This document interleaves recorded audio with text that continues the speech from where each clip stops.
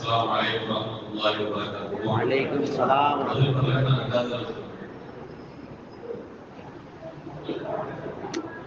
الحمد لله رب العالمين. والعاقبة للمتقين. والصلاة والسلام على سيد الأنبياء والمرسلين وعلى آله وصحبه أجمعين.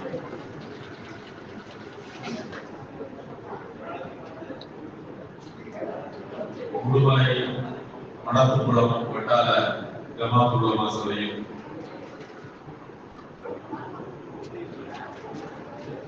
கைதிகள் பேரவையும் இணைந்து நடத்துகின்ற 1500வது மீலாது நபி ஸல்லல்லாஹு அலைஹி வஸல்லம் உடைய நிறைவை போற்றுகின்ற மீலாது விழாவும் ஒரு கோடி ஸலவாத்துகளை நபிகள் பெருமான் ஸல்லல்லாஹு அலைஹி வஸல்லம் அவர்களுக்காக சமர்ப்பிக்கக்கூடிய ஒரு பரக்கத்தான நிகழ்வு. வலிமார்கள் நினைவு நிகழ்வும் நம்முடைய பூர்வீக பள்ளிக்கு பெருமை சேர்த்துக் கொண்டிருந்த நம்முடைய நினைவெல்லாம் நினைந்து நம்முடைய நினைவுகளை என்றைக்கும் பசுமையாக வைத்திருக்கக்கூடிய ஈசா அவர்களுடைய நினைவு தினம். இப்படியாக பல்வேறு நிகழ்வுகளையும் ஒருங்கிணைந்து இப்படி ஒரு சிறப்பான ஏற்பாட்டை செய்திருக்கக்கூடிய ஒரு மதிப்புக்குரிய ஜமாத்துல் மக்களே, தலைமையில் கொடுக்கக்கூடிய அப்துல்லா அன்சாரி அவர்களே, நிகழ்விலே தொகுப்பு வழங்கிக் கொடுக்கக்கூடிய சகோதரர் இஸ்மாயில் மைதி அவர்களே, எனக்கு முன்னர் சிறப்பான வாக்குரைகளையும் துவக்க உரைகளையும் வழங்கி சென்றிருக்கக்கூடிய சங்கைக்குரிய அறிஞர்கள் மக்களே, எனக்கு பின்னர் இந்த காலை அமர்வில் சமுதாயத்தை உலகிக் கொண்டிருக்கக்கூடிய குடும்ப பிரச்சனைகளுக்கு இஸ்லாம் தருகிற தீர்வுகளை முறையாக போக்கு தர வருகின்ற எங்களுடைய அறிவாசனத்திற்குரிய உரைமுதல்வர்களே, இந்த சிறப்பான நிகழ்வுக்கு இடம் தந்து உரிய ஏற்பாடுகளையும் செய்து கொண்டிருக்கக்கூடிய என்னுடைய பூர்வீக பள்ளியுடைய சங்கைக்குரிய நிர்வாக மக்களே, பல்வேறு பகுதிகளிலிருந்தும் இந்த புண்ணிய நிகழ்வை கண்ணியப்படுத்துவதற்காக இதற்கு பெருமை சேர்ப்பதற்காக இருக்கக்கூடிய பல்வேறு பள்ளிவாசல்களுடைய நிர்வாக மக்களே, திரளாகக்கூடிய பெரியவர்களே, சகோதரர்களே, அன்பு தாய்மார்களே, நம் அனைவர் மீதும் எல்லாம் அல்லாஹ்வுடைய பேரன்பும் பேரருளும் அவருடைய வற்றாத கருணையும் என்றும் நிலவட்டுமாக. கொஞ்சம் ஆமீன் சொன்னா நல்லா இருக்கும். உணவு கிடைக்கிறது அல்லாஹ்வுடைய நம்முடைய ஹபீப் முஹம்மது ஸல்லல்லாஹு அலைஹி வஸல்லம் உடைய அன்புக்கும் ஷஃபாஅத்துக்கும் தகுதி வாய்ந்த மக்களாக எல்லாம் அல்லாஹ் நம் அனைவரையும் ஏற்றுக்கொள்வானாக. இங்கே சொல்லப்படக்கூடிய நல்லுரைகளையும் நம் வாழ்விலை ஏற்று நடக்கின்ற நல்ல வாய்ப்புகளையும் நல்ல சூழ்நிலைகளையும் எல்லாம் அல்லாஹ் நம் அனைவருக்கும் வழங்கி. அருமையான சகோதரர்களே, இன்று 4 நிகழ்வுகள் 1500வது மீலாது நபி விழா, ஒரு கோடி ஸலவாத்துகளை சமர்ப்பிக்கின்ற விழா, வலிமார்கள் விழா, ஈசா அவர்களுடைய நினைவை போற்றுகின்ற விழா. இந்த 4 பெரும் நிகழ்வுகளில் எனக்கு இந்தியாவில் முஸ்லிம்களுடைய அரசியல் விதிகளை பற்றி உரையாட வேண்டும் என்று சகோதரர்கள் கேட்டுக்கொண்டிருக்கிறார்கள். பொதுவாக அரசியல் நிலைகள் என்று சொன்னார். இப்போது நாம் மிக முக்கியமாக 2 பிரச்சனைகளுக்கு முகம் கொடுத்துக் கொண்டிருக்கிறோம். 2 பிரச்சனைகளை நாம் சந்தித்துக் கொண்டிருக்கிறோம். முதலாவது தீர்ந்து போய்விட்டது என்று நாம் நினைத்த பிரச்சனை ஒன்று இன்னும் தீராமல் நீர் பூத்த நெருப்பாக இருக்கக்கூடிய நம்முடைய வக்ஃபு சொத்துக்களுக்கு ஏற்பட்டிருக்கக்கூடிய ஆபத்துகள் குறித்த பிரச்சனை. அந்த பிரச்சனை தீர்வதற்கு முன்னாலேயே இன்னொரு முக்கியமான பிரச்சனை நம்முடைய வாழ்வுரிமைக்கு ஒரு அறைகோல் விளக்கப்பட்டிருக்கக்கூடிய ஒரு பிரச்சனையாக ஸ்பெஷல் இன்டென்சிவ் ரிவிஷன் எனப்படுகின்ற எஸ்ஐஆர் குறித்த ஒரு விழிப்புணர்வை சுற்றுலாவுக்கு கொடுக்க வேண்டிய தேவை இருப்பதாக நான் நினைக்கிறேன். அதற்கு முன்னால் நாம் இங்கே நிலவுகின்ற இந்தியாவிலே நிலவுகின்ற அரசியல்களை எப்படி பார்ப்பது? அன்றாடம் செய்தித்தாள்களில் நாம் பார்க்கக்கூடிய அரசியல்கள் அல்ல. செய்தித்தாள்களில், யூடியூப்களில், முகநூல்களில் வரக்கூடிய அரசியல் தலைவர்களை தாண்டி நாம் இந்த பிரச்சனைகளை எப்படி பார்ப்பது என்கிற ஒரு எண்ணம், ஒரு பார்வை, ஒரு வியூ நமக்கு இருக்க வேண்டும். இல்லை என்று சொன்னால் தொடர்ச்சியாக நாம் ஏமாற்றப்பட்டுக் கொண்டே இருக்கிறோம். ஒன்றை நான் உங்களுக்கு சுட்டிக்காட்ட விரும்புகிறேன். அண்மையிலே 2-3 ஆண்டுகளுக்கு முன்னர், அநேகமாக 2022ஆவது ஆண்டாக இருக்க வேண்டும், கோவிலுக்கு பிறகு கர்நாடக மாநிலத்தில் கல்லூரிகளிலே பயிலக்கூடிய மாணவிகள் தலைமுக்காடு அணிந்து அவர்கள் கல்லூரிகளுக்கு வரக்கூடாது என்று கர்நாடகத்திலே பாரதிய ஜனதா கட்சி ஆட்சியில் இருந்த ஒரு சட்டத்தை, ஒரு சட்டம் அல்ல, ஒரு ஜீவோ, கவர்மெண்ட் ஆர்டர் ஒன்றை பிறப்பித்திருந்தார். அதை எதிர்த்து முஸ்லிம் பிள்ளைகள் எல்லாம் முக்காலர்களோடு கல்லூரிகளுக்கு சென்றார்கள். பிறகு கர்நாடக உயர்நீதிமன்றத்திலே நம்முடைய சோதனைகளின் சார்பிலே வழக்குகள் நடத்தப்பட்டன. அந்த வழக்கிலே போகக்கூடிய தீர்ப்பு என்னவென்றால், கர்நாடக மாநில அரசு பிறப்பிக்கக்கூடிய உத்தரவுக்கு நாங்கள் தடை விதிக்க முடியாது. முஸ்லிம் பெண்கள் தலைமுக்காடு அணிந்தபடி கல்லூரிகளுக்கு வரக்கூடாது. அரசு சொன்னது சரிதான் என்று உயர்நீதிமன்றம் அந்த அரசு உத்தரவை வலியுறுத்திவிட்டது. அதன் பிறகு நம்முடைய சகோதரிகள் உச்ச நீதிமன்றத்துக்கு போனார்கள். அங்கே வழக்குகள் விசாரிக்கப்பட்டன. தலையில முக்காடு அணிவது என்பது அது ஒரு எசென்சியல் பிராக்டிஸ் என்று சொல்றாங்க. இஸ்லாத்தினுடைய அடிப்படைகளில் ஒன்றா, தொழுகையை போல, நோன்பை போல, ஜகாத்தை போல அது ஒரு அடிப்படையிலே ஒன்றா என்று கேட்டால் அது அடிப்படை அல்ல. முக்காடு அணியாமல் இருந்தால் அவள் முஸ்லிம் தான், தொழாமல் இருந்தால் தான் அவள் முஸ்லிம் இல்லை. நோன்பை ஏற்றுக்கொள்ளவில்லை, ஹஜ்ஜை ஏற்றுக்கொள்ளவில்லை, ஜகாத்தை ஏற்றுக்கொள்ளவில்லை என்று சொன்னால்தான் அவர் இஸ்லாத்தின் வழியிலே போகிறார். தலையை முக்காடு அணியாமல் இருப்பதால் அவர் ஒன்றும் இஸ்லாத்தை விட்டு போய்விடுவதில்லை.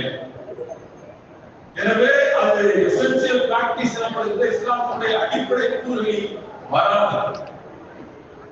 ஆகையினால் நீங்கள் முக்காடு அணிய தேவையில்லை என்று ஒரு நீதிபதி தீர்ப்பளித்திருந்தார். 2 நீதிபதிகள் அந்த வழக்கை விசாரித்தவர்கள் 2 நீதிபதி. இன்னொரு நீதிபதி சொல்றார், அந்த நீதிபதியின் பேர் துலியா. அந்த நீதிபதி என்ன சொல்றாங்க என்றால், ஒரு துணியை அணிய வேண்டும் என்று ஒரு பெண் விரும்புவதால் நமக்கு எந்த பிரச்சனையும் கூட அவர் அணிந்து விட்டு போகட்டும். அதனால் நமக்கு என்ன கேள்வி? இவ்வளவு நாட்கள் தலைமுக்காடு அணிந்து வந்ததால் அந்த பெண்களுக்கு என்ன பிரச்சனை, நமக்கு என்ன பிரச்சனை? நான் அந்த துணியை அணிந்து கொண்டுதான் வருவேன் என்று சொல்வதன் மூலம் அவருடைய உரிமையை நாம் கொடுத்தவர்களாக அணிந்துவிட்டு போகட்டும் என்று சொன்னவரைக்கும் சரியாகத்தான் அவர் சொல்லியிருந்தார். அதற்கு பிறகு அவர் சொல்லக்கூடிய வார்த்தையா, இந்தியாவுடைய அரசியல் நிலைகள் எப்படி இருக்கின்றன என்று நாம் புரிந்து கொள்வதற்கு உங்களுக்கு உதவும் என்று நான் நினைக்கிறேன்.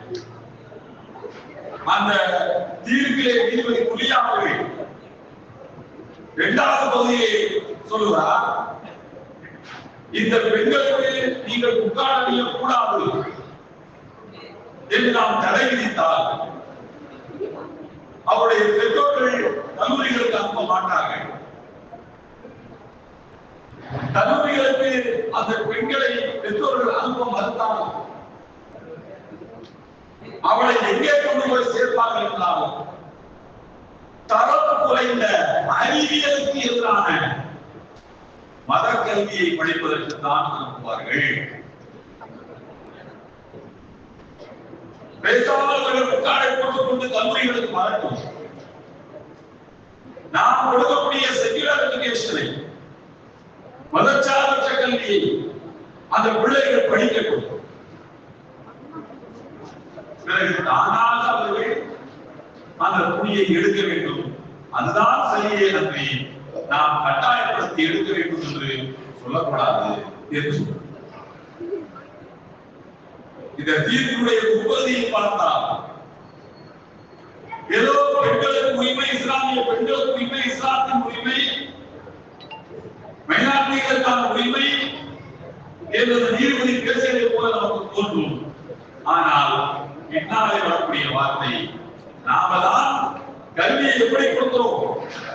மதச்சார்பற்ற கல்வியை கொடுக்கிறோம். நம்முடைய கல்லூரியில் வைக்கப்பட்டிருக்கக்கூடிய பாடத்திட்டத்திலே ஒரு இஸ்லாமியத்தை சார்ந்த முஸ்லிமானை பயிற்றுவிட்டு போனால் ஆனால் அவள் குர்தாவை கழட்டத்தானே போகிறாள். எதற்காக நீங்க அவசரப்படுகிறீர்கள் என்பதுதான் அந்த தீர்ப்பு சொல்லக்கூடிய இன்னொரு அதை நமக்கு புரியக்கூடிய கருத்து. அன்புக்குரியவர்களே, இதுதான் இன்றைக்கு இந்தியாவில் முஸ்லிம்கள் எதிர்கொள்ளக்கூடிய சவால். எல்லோருக்குமே ஒரு கண் இருக்கிறது, எல்லோருக்குமே ஒரு பார்வை இருக்கிறது.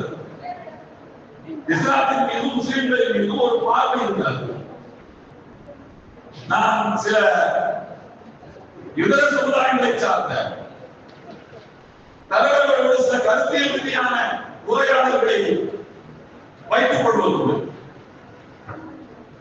இஸ்லாத்தின் மீதான புரிதலை உங்களுக்கு ஏற்படுத்த வேண்டும் என்பது மட்டுமல்ல, தவறான எண்ணங்கள், இஸ்லாத்தின் மீது இருக்கக்கூடிய தவறான எண்ணங்கள் களையப்பட வேண்டும். அதற்காக சில உரையாடல்களை நான் நடத்துவோம். ஒரு முறை அப்படித்தான் திராவிட கழகத்துடைய தலைவர் வீரமணி அவர்களோடு உரையாடி கொண்டிருக்கிற போது அவரும் இந்துத்துவா ஃபண்டமெண்டலிஸ்ட் எனப்படுகிற ரைட் விங்களுடைய வலதுசாரி சிந்தனையாளர்களுடைய கருத்துக்களை எதிர்க்கக்கூடியவர். இந்துத்துவா கருத்துக்களுக்கு எதிரானவர். அவரோடு நட்பு ரீதியான ஒரு உரையாடலிலே நான் கேட்டேன், ஐயா, எதற்காக முஸ்லிம்கள் மீது இவர்களுக்கு இவ்வளவு வன்மம்? முஸ்லிம்கள் என்றால் ஏன் இவர்களுக்கு பிடிப்பதில்லை?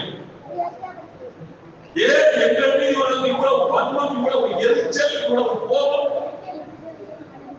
நாம் இந்த நாட்டுக்கு செய்ய வேண்டிய தியாகங்களிலே என்ன குறை வைக்கும்? எங்கள் மீது சுமத்தப்பட்டிருக்கக்கூடிய தேச துரோக குற்றச்சாட்டுகளிலே எத்தனை சதவீதம் நிரூபிக்கப்பட்டிருக்கிறது? அப்பழுக்கற்ற தேசத்தை விரும்புகின்ற மக்களாக இருக்கக்கூடிய எங்களுக்கு எங்கள் வீரர்களுக்கு என்ன கோபம் என்று கேட்டபோது அவர் ஒரே வரியை சொன்னார். இதுதான் இந்தியாவுடைய அரசியல் நீங்கள் புரிந்து கொள்ள வேண்டும். அவர் சொன்னார், ஒன்றும் இல்லை பாய், உங்க மேல பொறாமை பாய், பொறாமை. இந்த பொறாமைதான் இஸ்லாத்துக்கு எதிர்ப்பான சிந்தனைகளாக வளர்கிறது. இந்த பொறாமைதான் இஸ்லாமா போவியோவாக வளர்கிறது. இந்த பொறாமை எதிர்த்து தொடங்கியது என்று கேட்டால் ரசூலுல்லாஹ்வுடைய காலத்திலே தொடங்கிவிட்டது. அப்படியானால் இஸ்லாமோபியாவினுடைய வயது என்ன என்று கேட்டால் 1450 வருடங்கள் இஸ்லாமோபியாவினுடைய வரலாறு. அதை 200 ஆண்டுகளோடு சுருக்கி பார்க்கிறார். அல்லாஹ் குர்ஆன் வந்த கதீர் மின் அஹ்லி கிதாபி ரவி யகுலூன பிபாத் ஈமானிக்கும் வால் ஹஸதம் மின் இன்தி அன்ஃபுஸிஹிம். அவர்கள் பொறாமை இத்துணையுடைய அழகான ஒரு மார்க்கம், இவ்வளவு அற்புதமான ஒரு மார்க்கம், இவ்வளவு வளமான ஒரு மார்க்கம், இவ்வளவு அறிவு சார்ந்த ஒரு மார்க்கம், இவ்வளவு நாகரிகத்தை கற்றுக்கொடுக்கக்கூடிய ஒரு மார்க்கம் நமக்கு கிடைக்காமல் இந்த சமுதாயத்துக்கு கிடைத்துவிட்டது என்கிற பொறாமை இருக்கிறது. எனவே அந்த பொறாமையினால் அவர்கள் உங்களை வீழ்த்த வேண்டும் என்று நினைக்கிறார்கள் என்று அல்லாஹ் அன்றைக்கு சொன்னதை இன்றைக்கு நட்பின் உரையாடலின் போது வீரமணி சொல்லினார். நான் உங்களுக்கு சொன்னால் உங்களுக்கு வியப்பாக இருக்கலாம். நான் மேலும் 2 விஷயத்தை உங்களுக்கு சொல்லி காட்ட வேண்டும். ஏனென்றால் இங்கே எஸ்ஐஆரை குறித்த ஒரு விழிப்புணர்வு சமுதாயத்துக்கு தேவைப்படக்கூடிய ஒரு காலகட்டம். அதே போல பக்து பிரச்சனையே எப்படி இந்த சமுதாயம் வஞ்சிக்கப்பட்டிருக்கிறது, ஏமாற்றப்பட்டிருக்கிறது, எப்படி காணொலியை காட்டிக்கொள் கொடுத்து போய் என்று நம்மை ஏமாற்றுகிறார்கள் உச்சநீதிமன்றமும் மத்திய அரசும் சேர்ந்து என்பதையெல்லாம் புரிந்து கொள்ள வேண்டிய ஒன்று. எனவே நான் இன்னொரு விஷயத்தை கூறிய அடுத்த கட்ட உலகின் அடுத்த பகுதிகளுக்கு நாம் போக ஒரு காலகட்டம் இருக்கு. மேற்கு ஐரோப்பாவில் முஸ்லிம்கள் குடியேற்றம் வந்தார்கள். ஸ்பெயினிலே முஸ்லிம்கள் 700 ஆண்டு காலம் ஆட்சி நடத்தினார்கள். இன்றைக்கும் ஸ்பெயினிலே வாழக்கூடிய ஆங்கிலம் பேசுகின்ற ஸ்பானிஷ் மொழி பேசுகின்ற உங்களுக்கு தெரியும், ஸ்பானிஷ் மொழியை தாய்மையாக கொண்டவர்களுக்கு ஆங்கிலம் பிடிக்காது. ஆங்கிலத்தில் பேச மாட்டார்கள், ஸ்பானிஷ் தான் பேசுவோம். அவெல்லாம் போன் எடுத்தா தகவலும் செய்வோம். பாஷையில ஆங்கிலம் பிடிக்காது. ஸ்பானிஷ் மொழியை பேசக்கூடிய கிறிஸ்தவர்கள் ஸ்பெயின் நாட்டில் இருக்கக்கூடிய மொழியில் அரபு சொற்களும் கலந்துதான் இருக்கிறது. முஸ்லிம்களை வாழ்ந்தார். பிறகு அவர்கள் கிறிஸ்தவர்களால் ஆக்கிரமிக்கப்பட்டார்கள். ஐரோப்பியர்களால் வைத்துக் கொள்வோம். கிறிஸ்தவர்கள் சொன்னால் நீங்க இங்கே வைத்துக் கொள்ளப்படாதல்லப்பா. ஐரோப்பியர்கள் வந்து ஸ்பெயினை ஆக்கிரமிக்கிறார்கள். ஆக்கிரமித்த பிறகு என்ன நடந்தது என்பதை நான் சொல்லவில்லை. ஜவஹர்லால் நேரு சொல்றார், கிளிம்சஸ் ஆஃப் பாரிஸ் ஹிஸ்டரி என்ற ஒரு புத்தகம். அவர் 9 ஆண்டு காலம் ஜவஹர்லால் நேரு சிறையில் இருந்தார். இதை எழுதுவதை கூட உல்லாச வாழ்க்கை கொண்டிருவாங்க. உலகத்திலும் பணக்காரர்களை கொள்வார். தன்னுடைய சொத்துக்களை விலக்கி விற்று அந்த பணத்தை வைத்து நாட்டை கட்டி எழுப்பியவர் ஜவஹர்லால் நேரு. எனவே அவருடைய பாரம்பரியத்தில் எத்தனை பேர் பாதுகாக்கப்பட்டாலும் அவர்கள் தந்தை நமக்குதான் கருத்து. ஜவஹர்லால் நேரு கிளிம்சஸ் சொல்றார், ஸ்பானியர்கள் ஐரோப்பியர்கள் ஸ்பெயினை பிடித்ததற்கு பிறகு அவர்கள் ஸ்பெயினிலே வந்து முதலாவது செய்த அழிவு வேலை என்று சொன்னால் அங்கே முஸ்லிம்கள் கட்டி வைத்திருந்த இஸ்லாமிய நாகரிகங்களுக்கு சொந்தமான பாத்ரூம்களை எல்லாம் உடைத்து தளர்த்தார்கள், குளியல் அறைகளை உடைத்தார்கள். இந்த பப்ளிக் டாய்லெட் பாருங்க, இந்த மாதிரி பப்ளிக்ல குளியல் அறைகளை கட்டி வைத்திருப்பார்கள். சுத்தமாக இருக்க வேண்டும். ஒரு நாள் ஒரு மனிதன் முகத்தையும் கையையும் காலையும் கழுவிக் கொள்ள வேண்டும் என்று இஸ்லாம் கற்றுத்தந்தது. எனவே அதற்காக வெளியேறும் சாலையோரங்களிலே பொது குளியலறைகள் கழிப்பறைகளை கட்டி வைத்திருந்தார்கள் முஸ்லிம்கள். அதைத்தான் ஐரோப்பியர்கள் உடைத்து தகர்த்தார்கள் என்று ஜவஹர்லால் நேரு சொல்கிறார். அதை அப்படியே நாம் உங்களுக்கு படித்து காட்டுவது ஒரே தமிழிலே அந்த புத்தகம் மொழிபெயர்ப்பு ஆண்டுகளாகின்றன. நம்முடைய அழகை சிந்து மொழிபெயர்ப்பு படிக்கிறார்கள். ஸ்பானிய கிறிஸ்தவர்களுக்கு ஜவஹர்லால் நேரு மதத்தோடு சேர்த்துள்ளார். நீங்கள் ஐரோப்பியர்களுக்கு புரிந்து கொள்ளுங்கள். ஸ்பானிய கிறிஸ்தவர்களுக்கு குளித்தல் குளிர் வைத்தல் என்றால் வேப்பக்காயாக இருந்தது, பிடிக்காது. ஸ்பானிய அரபியர்கள் முஸ்லிம்கள் குளித்து மொழியை சுத்தமாக இருப்பதற்காக வேண்டி அதன் மீது திருப்பம் கொண்டு எங்கும் நீராட்ட விடுதிகளை கட்டி வைத்திருந்தார்கள். நீராட்ட விடுதிகள் என்று சொன்னால் குழாம் அல்ல, விடுதிகள், அறைகள், அதாவது குளியல் பாத்ரூம்களை கட்டி வைத்திருந்தார்கள். ஆண் பெண் அடங்களும் வீட்டிலோ வெளியிலோ குளிப்பதோ வெளுப்பதோ கூடாது. அவருடைய நீராட்ட விடுதிகள் எல்லாம் தரைமட்டமாக்கப்பட வேண்டும் என்பதற்காக வேண்டிய ஸ்பானிய கிறிஸ்தவர்கள் அவற்றை எல்லாம் ஒழித்து கட்டினார்கள். சொல்வது ஜவஹர்லால் நேரு. அடுத்து சொல்கிறார், அரபியர்கள் குளித்து மொழியில் சுத்தமாக இருப்பது ஒரு பெரும் பாவம். குளிப்பது பாவம், மொழிகளை குறைப்பது பாவம் என்று ஐரோப்பியர்கள் கருதினார்கள். அதற்கு சொல்கிறார், அந்த அரபிய ஸ்பானிய அரபியர்கள் ஸ்பெயினை ஆட்சி செய்த அரபுகள் செய்த இன்னொரு பாவம் என்னவென்றால், குளித்தது பாவம், குளியை குறைத்தது பாவம், சுத்தமாக இருந்தது பாவம்.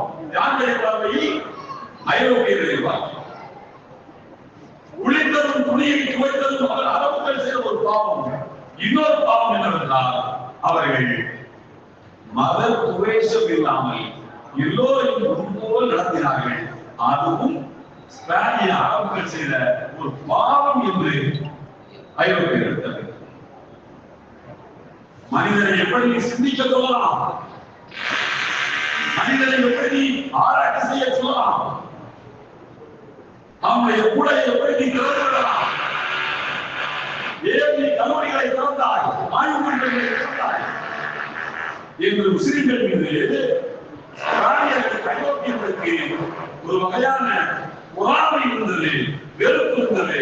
அதனால் அவர்கள் ஸ்பெயினில் இருக்கக்கூடிய மாதிரியான நிறுவனங்களை எல்லாம் நகர்த்தி எறிந்தார்கள் என்று ஜவஹர்லால் நேரு. முதல் நாள் இரவு வரையும் பள்ளிவாசல், மறுநாள் காலை முதல் அந்த கட்டடங்கள் சர்ச்சுகளாக மாறும். நாம சொல்லப்பட்டது, சுகுருக்கு நாம சொல்லப்படவில்லை. ஒன்று இரண்டு அல்ல, நூற்றுக்கணக்கான ஆயிரக்கணக்கான இது போன்ற வழிபாட்டு சூறையாடப்பட்டது. இது ஒரு காலகட்டம். நான் மீண்டும் சொல்கிறேன், இஸ்லாத்தின் மீது இவ்வளவு வெறுப்பு, இவ்வளவு கோபம், இவ்வளவு வன்மம் எதற்காக இருந்தால் இந்த தத்துவங்கள் நமக்கு கிடைக்கவில்லையே என்றுதான் அவருடைய ஆழ்மனதில் இருக்கக்கூடிய ஏக்கம் பொறாமையாக மாறி மன்னமாக வளர்ந்திருக்கிறது. சொல்வது நான் அல்ல, அல்லாஹ் சொல்கிறான். இன்றைக்கு ஒரு நாத்திகர் ஆசிரியர் வீரமணி, நான் கேட்டேன், அப்படி என்னையா போட்டு வாங்குவோம், அவர் மனதில் என்ன இருக்கிறது தெரிந்து கொள்வாங்கப்பா, எதை நினைக்கப்படுவது சொல்றாரு தெரிந்து என்னையா அப்படி பொறாமை என்று கேட்டேன். அவர் சொன்னார், ஒன்னும் இல்ல பாய், உங்க மதத்துல கல்யாணம் பண்ணிக்கிறீங்க, வேண்டாம் முடிச்சுன்னா சர்ச்சைகள் இருக்கு, பிரச்சனைகள் இருக்கு, அது இருக்கு, இது இருக்குன்னா ஈஸியா அவங்க ஜமாத்துல போயிட்டு முடிச்சு விட்டுருவீங்க.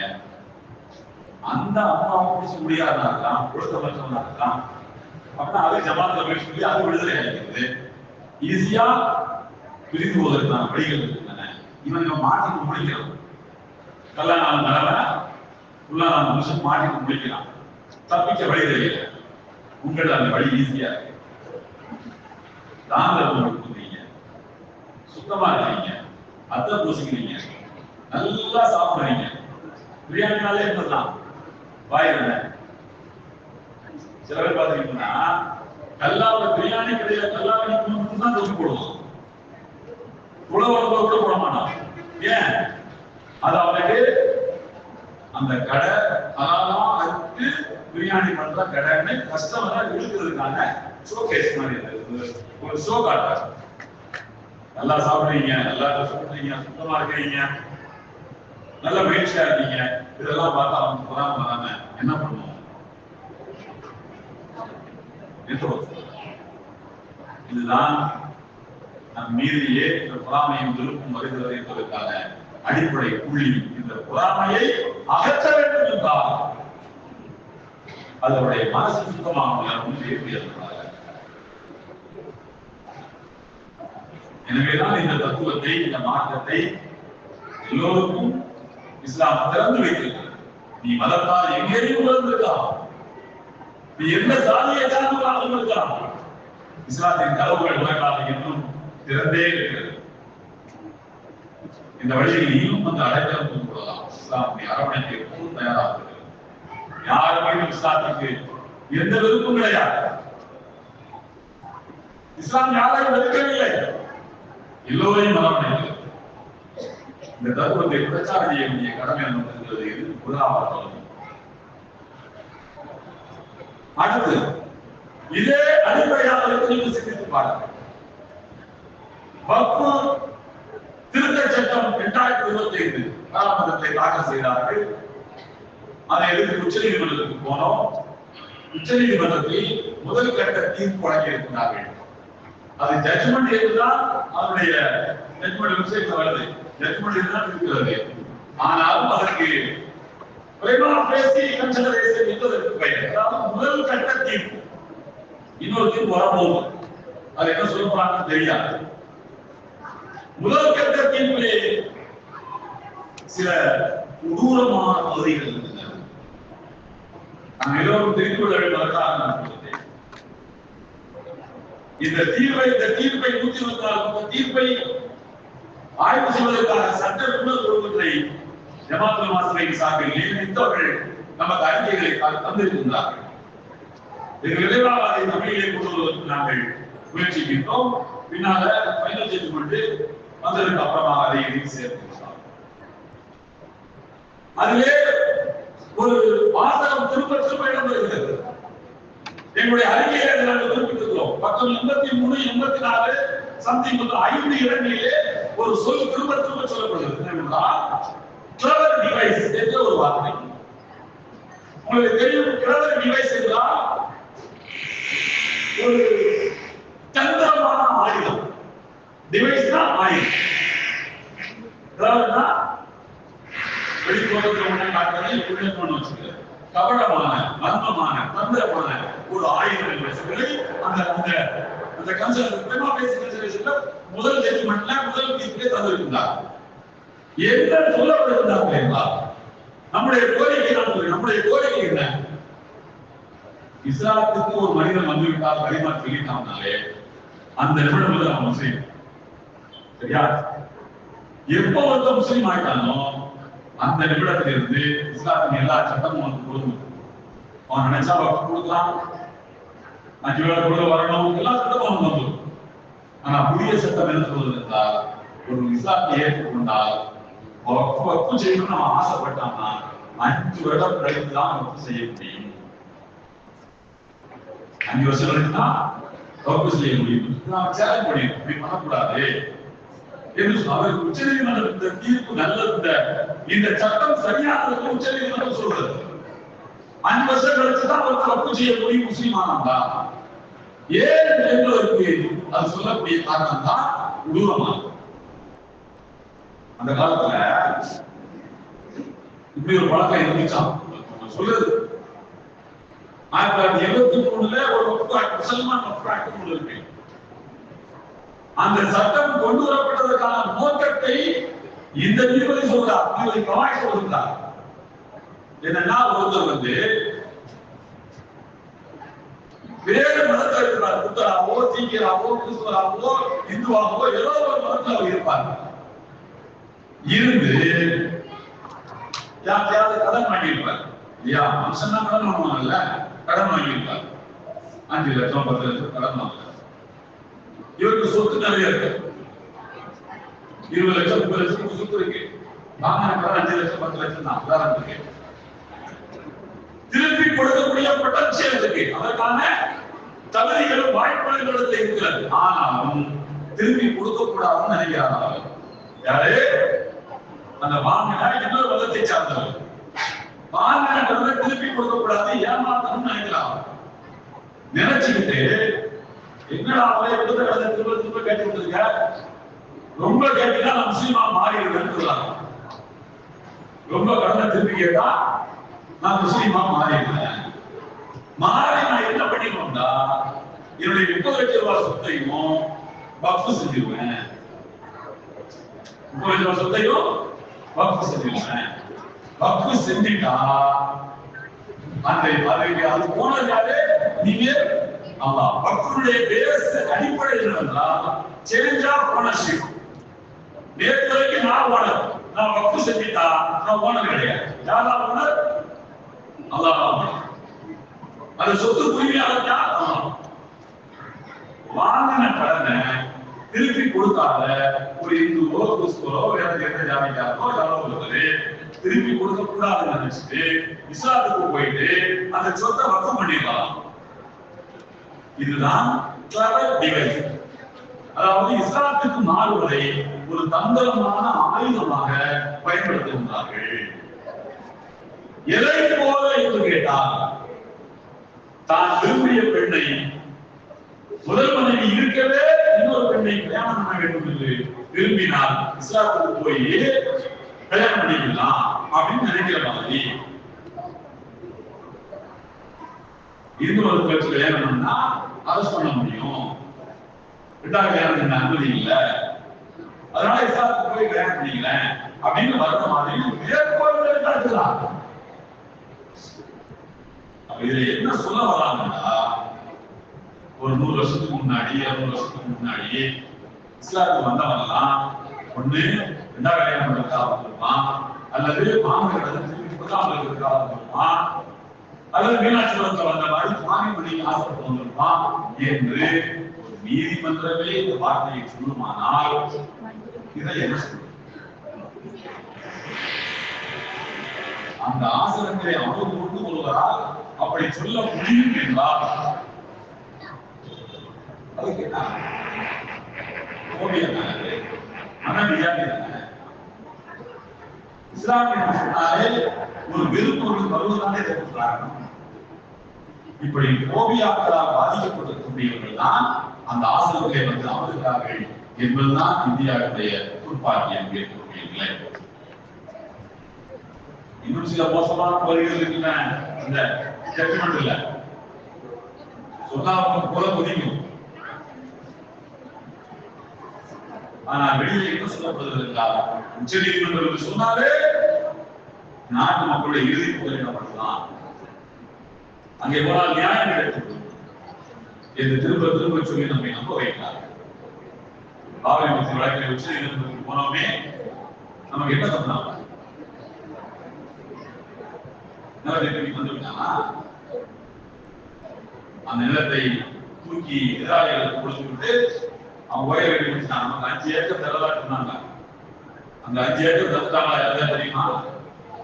முஸ்லீம்கள் பள்ளிவாசல் கட்டுவதற்கு 5 ஏக்கர் தர வேண்டும் என்று உச்ச நீதிமன்றம் சொல்லி இருக்கிறது. அந்த நிலத்தை எங்கே யார் கையில ஒப்படைத்தாய்? அந்த நிலம் இங்கே இருக்கிறதா, முதல் வனத்தில் இருக்கிறதா, சந்திரவனத்தில் இருக்கிறதா? யாராவது கேட்டாங்களா? இழந்தது நாம் நமக்கு பரிகாரம் செய்யப்படவில்லை. நள்ளிரவிலே திருட்டுத்தனமாக கொண்டு வந்து பள்ளிவாசலை ஆக்கிரமிப்பவர்களுக்கு அத்தனை நிலத்தையும் வாய்ப்பு உலகத்தினுடைய உலகம் முழுக்க அளவு பணம் வசூலிக்கப்பட்டு இன்றைக்கு கோயில்கள் அந்த டிரஸ்டில் இருக்கக்கூடிய டிரஸ்டிகளுக்கு அடிக்கடி சந்தை கொலைப்படம் நடந்தது. நான் கோயிலோட போக விரும்பவில்லை. நான் நேரத்தில் அறிவியை தெரிந்து ஒரு செய்தியை உங்களுக்கு சொல்ல வேண்டும். கடைசியா மன்னர்களை அழைப்பு நினைக்கிறேன். எஸ்ஐஆர் சொல்லி ஒரு எக்ஸர்சைஸ் தமிழ்நாட்டுக்கு வரப்போகுது. நாளை மறுநாள் 2ஆம் தேதி நாளை மறுநாள் நவம்பர் 4ஆம் தேதியிலிருந்து டிசம்பர் 4ஆம் தேதி வரைக்கும் எஸ்ஐஆர் என்று சொல்லக்கூடிய ஒரு எக்ஸர்சைஸ், அதாவது தேர்தல் கமிஷன் ஆல் இந்தியா தேர்தல் எலெக்ஷன் ஆஃப் இந்தியா நடத்துகிறது. அதுல ஸ்பெஷல் இன்டென்சிவ் ரிவிஷன் என்று அதற்கு பெயர். வாக்காளர்களுடைய பட்டியலை தீவிரமாக மறுஆய்வு செய்து அதை ஃபில்டர் பண்ணி எடுக்கிறாங்க. எல்லாத்தையும் என்ன பண்ண போறோம்? கழுவி சுத்தம் பண்ண போறோம். விதிகளை போட்டு சுத்தம் பண்றதுல அந்த மாதிரி பண்ண போறோம்னு நான் சொல்றேன். யாரும் மகள தேவையில்லை, யாரும் பயப்பட வேண்டாம். அப்படியா இப்படியா பண்ணதான் போறான், அதுதான் வேலை. ஆனால் நம்மிடத்தில் டாக்குமெண்ட்ஸ்கள் பத்திரமாக இருந்தால் நாம் அதற்காக கவலைப்பட தேவையில்லை. முதலாவது எனிமரேஷன் ஃபார்ம் என்று ஒரு ஃபார்ம் இருக்கு. அந்த ஃபார்மை எலெக்ஷன் கமிஷன் ஆஃப் இந்தியாவுடைய வெப்சைட்ல போய் டவுன்லோட் பண்ணாலே உங்களுக்கு கிடைக்கும். அது அல்லாமல் BLO என்று சொல்லக்கூடிய பூத் லெவல் ஆபீசர்ஸ், இந்த பூத் லெவல் ஆபீசர்ஸ்லாம் யாருன்னு கேட்டீங்கன்னா ஸ்டேட் கவர்மெண்டோட ஸ்டாஃப் தான். அவங்களே எலெக்ஷன் கமிஷன் வந்து அதிகாரத்தை எடுத்து அவங்களை வீட்டுல அனுப்ப போகுது. ஒவ்வொரு வீட்டுக்கும் இந்த BLO தாய்மார்கள் கவர்மெண்ட்ல ஒவ்வொரு வீட்டுக்கும் இந்த BLO சொல்லக்கூடிய பூத் லெவல் ஆபீசர்ஸ் 3 தடவை வரணும். 3 தடவை வரணும் வருவாங்க. அவர்கள் கொண்டு வரக்கூடிய அந்த ரெகுலேஷன் ஃபார்ம்ல வந்து நீங்க உடனே எலெக்ஷன் அந்த வெப்சைட்ல போய் டவுன்லோட் பண்ணிக்கலாம். அதுல சின்ன சின்ன வித்தியாசம் தான் இருக்க போகுது. உங்களுடைய எலெக்ஷன் ஐடி ஒரு நம்பர் இருக்கு இல்லைங்களா? எபிக் நம்பர் இருக்கு. எலக்ட்ரால் போட்டோ ஐடென்டிட்டி கார்டு, அதான் எபிக் இருக்கு. Electoral photo identity card. அந்த கார்டுல ஒரு யூனிக் நம்பர் இருக்கு. அது 3 இங்கிலீஷ் எழுதுறது ஏபிசி உதாரணமா ஏபிசி அதுல போட்டு ஒரு சில நம்பர்கள் வரும். பிஎன்ஆர்ல வருவீங்கன்னா ட்ரெயின் டிக்கெட்ல அந்த மாதிரி நம்பர் வரும். அந்த நம்பரை அந்த எனுமரேஷன் ஃபார்ம்ல நீங்க பேஸ்ட் பண்ணாலே எடுத்து டைப் பண்ணும்போது உங்க பேர் அதுல ஓடிடும். இந்த நம்பர் கூட ஆளுங்க யூனிக் நம்பர். இந்தியாவிலேயே கைரேகை மாதிரி, ஆதார் நம்பர் மாதிரி. அந்த நம்பர்ல உங்களை தவிர வேற யாரும் இந்தியாவில் இருக்க மாட்டாங்க. நீங்க மட்டும் தான் இருக்க போறீங்க. ஆதார் நம்பர்கள் ஒரே மாதிரியா வித்தியாசமா இருக்கும். ஒருத்தர் கைரேகை மாதிரி ஒருத்தர் கூட இன்னொருத்தர் இருக்காது, ஒருத்தர் கூட ஆதார் நம்பர் ஒருத்தர் இருக்காது. அது யூனிக் நம்பர். அந்த யூனிக் நம்பரை நீங்க எபிக் நம்பர் ஸ்பீக்கர்ல வைக்கும் போது ஆட்டோமேட்டிக்கா உங்க பேர் படிக்கும். உங்க தொகுதி என்னன்னு நீங்க ஃபார்மை ஃபில் பண்ணி கொடுத்தீங்கன்னா தான் கவர்மெண்ட் எழுதும் போது கவனமா இருக்கும். அவங்க பேரு, எபிக் நம்பரு, அது ஏசி ஒரு காரணம். ஏசின்னு சொன்னா அசம்பிளி கான்ஸ்டிட்யூன்சி, அதாவது சட்டசபையில நீ எந்த தொகுதியில ஓட்டு போட முடியாது. அதான் ஏசினா assembly constituency. AC name, AC number எடுப்பான். ஏசி நேம்னா அந்த தொகுதி பேருக்கு எந்த தொகுதி இது?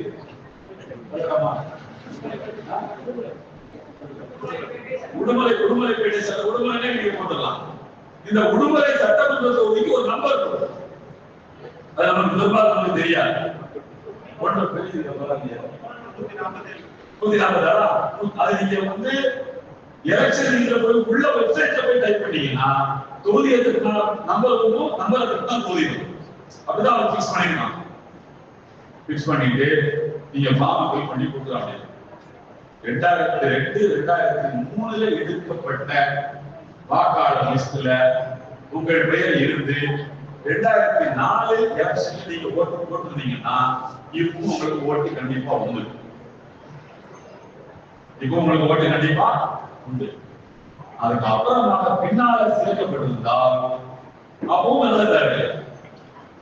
இந்த நவம்பர் 4 இருந்து டிசம்பர் 4 வரைக்கும் லிஸ்ட் எடுக்கப்பட்டு டிசம்பர் 9ஆம் தேதி ஒரு வரைவு வாக்காளர் பட்டியல ஒரு டிராஃப்ட் வந்து கவர்மெண்ட் வந்து வெப்சைட்ல அப்லோட் பண்ண. கவர்மெண்ட் இல்ல, எலெக்ஷன் கமிஷனுக்கு அப்லோட் பண்ணுது. அதுல பாருங்க, பேரு இல்லைன்னா ஒன்னும் பயப்பட தேவை. பாஸ்போர்ட் இருந்தா பாஸ்போர்ட், அவன் ஒரு 12 ஐடி கொடுக்குறான். ஆதார் உட்பட 12 ஐடி. இந்த 12 ஐடிகளை ஒண்ணு எடுத்துட்டு நீங்க போய் இதுதான் இந்த அட்ரஸ்ல இருந்தோம்னா நான், இந்த போட்டோல இருக்காதான் நான், இந்த டேட்டா பண்ணிட்டேன், கொடுத்த டேட்டா வந்து இதெல்லாம் பண்ணேன் அப்படி காட்டிட்டீங்கன்னா உங்களையும் ஒரு லிஸ்ட்ல சேர்த்துருவாங்க. வரும்போது BLO வந்து உங்க வீட்டுக்கு வரும்போது 3 விஷயங்கள் நீங்க கவனிக்கணும். பூத் லெவல் ஆபீசர் உங்க வீட்டுக்கு வரும்போது 3 விஷயங்களை நீங்க கவனிக்கணும்.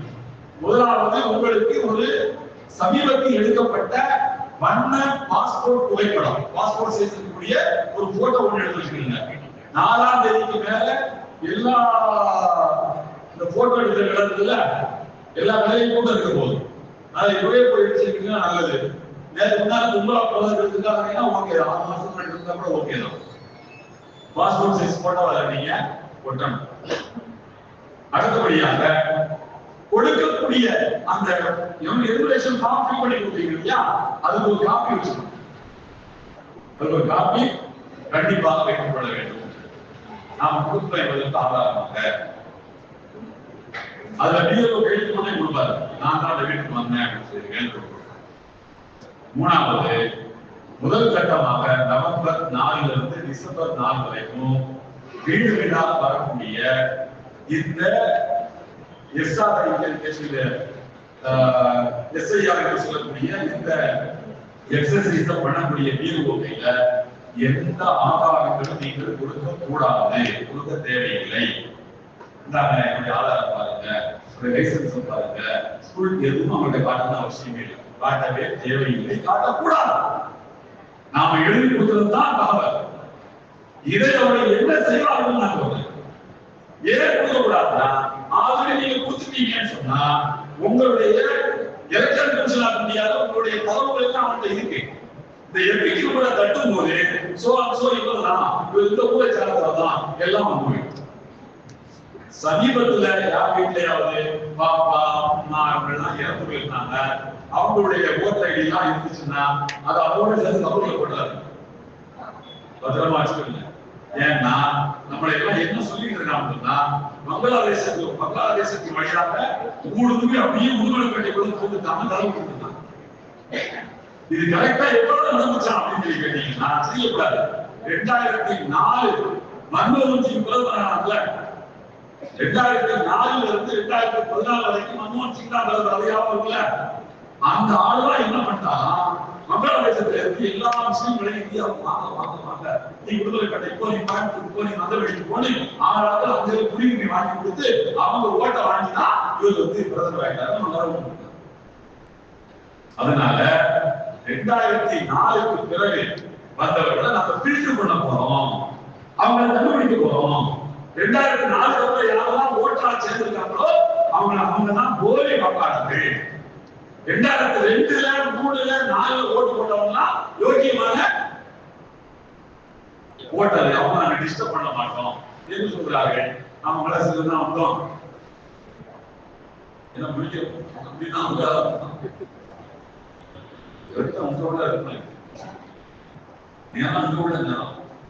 கல்ச்சர் நம்ம கைதான் கல்ச்சர் நம்ம நாடு, நம்ம வாங்கி கொடுத்து கொஞ்சம் வியாபாரம் தொழில் கொஞ்சம் நாலேஜ் இருக்கணும்னே ஆரம்பத்தில் நடந்துட்டீங்கன்னா வெளிநாட்டுல நான் பல இடத்துல சொல்லியிருக்கேன். அதை யோகிக்கிற நான் யாருங்கிற ஒரு பத்திரிகையாளர் ஒரு 20 நாட்களுக்கு முன்னால் அவர் சொல்லியிருந்தாரு. நான் 5, 6, 7 வருஷமா சொல்லிட்டு இருக்கேன் இந்த மாதிரியான வேலைகள். அத 20 நாட்களுக்கு முன்னால ஒரு மூத்த பத்திரிகையாளர் சொல்லியிருக்கிறார் என்னவென்றால், இவர்கள் எல்லாம் ஒரு நாள் கொள்ளையடித்து முடித்து விட்டு நாட்டை விட்டு ஓடி போய் எங்காவது போய் சில தீவுகளில் தஞ்சம் புரிந்து கொள்வார்கள். நிச்சயமா அவர் நடக்கும். மறுபடியும் இந்த நாட்டை காப்பாற்றுறது நாம தான் பார்க்கணும். அதனால சொல்றாங்க, பிள்ளைகள் எல்லாம் படிக்க வைக்க நல்ல மேன்மையான பதவிகள் உட்கார்ந்து இவன் நாட்டை கொள்ளடிச்சது ஒண்ணும் இல்ல, கைகளமா மாற்றணும்னு எல்லாம் படிக்கலாம். வெளிநாட்டுல போய் கண்டிப்பா அவர்கள் ஏதாவது தீவுகள் எனக்கு தெரிஞ்சு இப்போவே சைப்ரஸ்ல இடம் வாங்கி போட்டுருக்காங்கன்னு நினைக்கிறாங்க. ரெக்கார்ட் ஆகிட்டு நான் தப்பா பண்ண முடியாது. சைப்ரஸ் தீவுல அநேகமான இடம் வாங்கி போட்டுதான் அங்கே உள்ளே ஒரு தூது கொள்வார்கள். அது ஒரு பிளாக் தீவு, கருப்பு தீவு. அதுக்கு மேல நான் சொல்ல விரும்பல. மீண்டும் இந்தியாவை காப்பாற்றக்கூடிய கடமை நமக்கு உண்டு. ஏன்னா நம்ம நாடு, நாம ரத்தம் செஞ்சு வாங்கி கொடுத்துருக்கோம். இடைக்காலத்துல கொஞ்சம் நம்ம வியாபாரம் தொழில் அப்படி போனதுனால யார் யாரும் வந்து உட்கார்ந்துருக்காங்க. ஆகையினால நிற வேண்டாம், தயக்க வேண்டாம், பயப்படுவது ஒன்றும் இல்லை. இதையும் போட்டு பார்க்கணும். எஸ்ஐஆர் என்பது நம்மளால எதிர்கொள்ள முடியக்கூடிய ஒரு காரியம் தான். டாக்குமெண்ட்ஸ் நம்ம பக்காவா இருந்து சொன்னாங்க. இன்ஷா அல்லாஹ் அதை நாங்க எல்லாம் வல்ல அல்லாஹ் இவற்றையெல்லாம் எளிதாக எதிர்கொள்ளக்கூடிய ஒரு நாம் நம் அனைவருக்கும் சந்தர்ப்பமான சொல்லி என்னுடைய வாய்ப்பு நன்றி தெரிவித்து